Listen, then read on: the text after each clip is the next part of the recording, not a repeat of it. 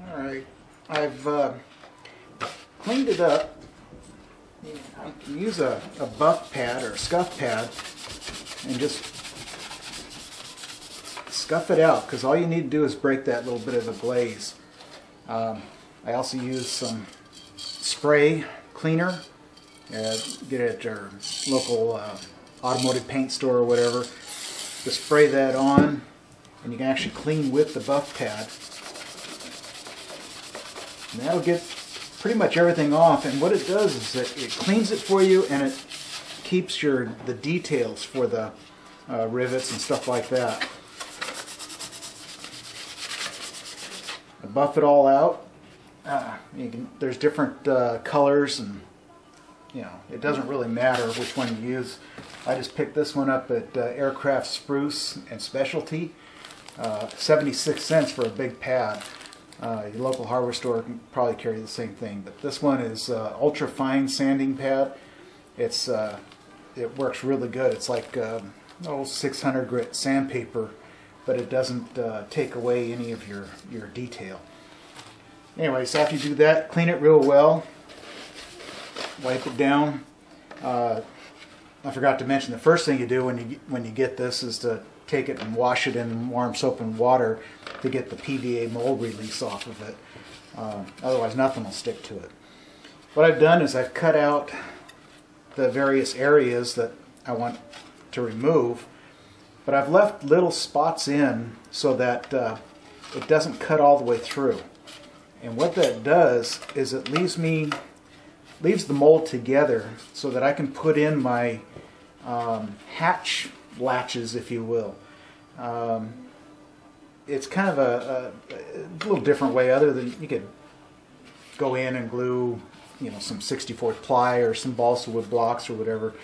I like to do is make it part of the actual mold. So what I'm going to do is, since I'm removing my hatch completely for access into the area, this would normally have been your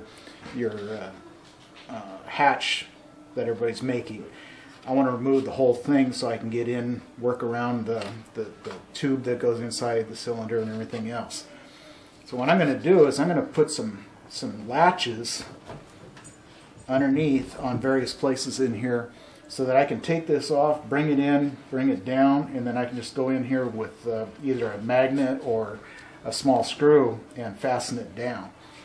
So again, like I said, what I've done is I've taken this real fine Dremel tool in my Dremel and cut it out, but in places I've left little tabs so that it doesn't cut all the way through.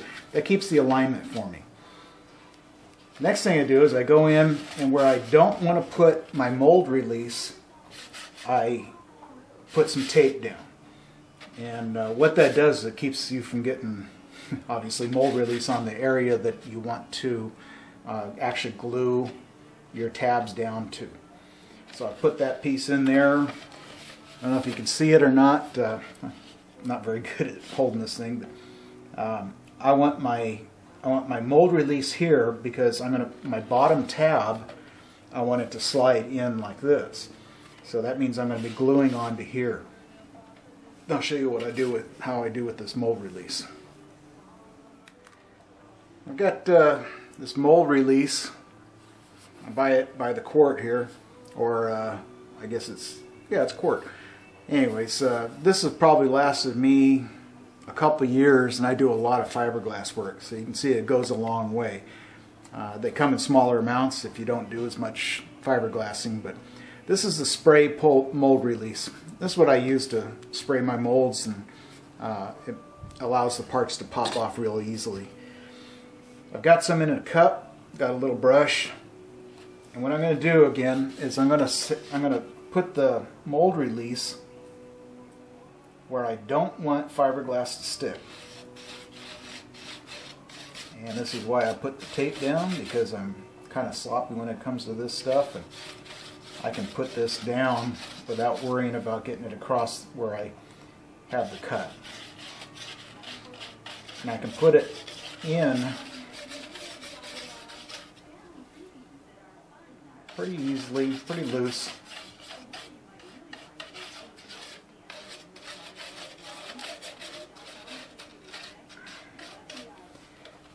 And then again, I know that I want to put it on the other side here, so because it's on the other side of the... See if I can do this and still show you guys at the same time. So again, I'm going to put it in.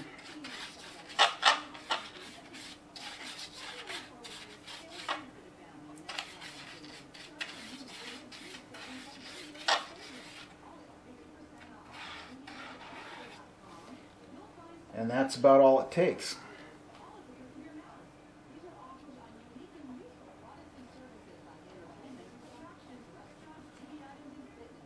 Okay, I didn't use it all.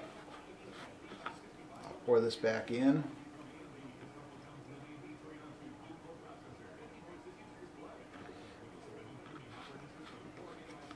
Put that back on. And now I'll go wash my brush and cup with plain old water. Alright. I've let the PVA mold release dry and just pull off the tape. I've got a nice clean edge on here.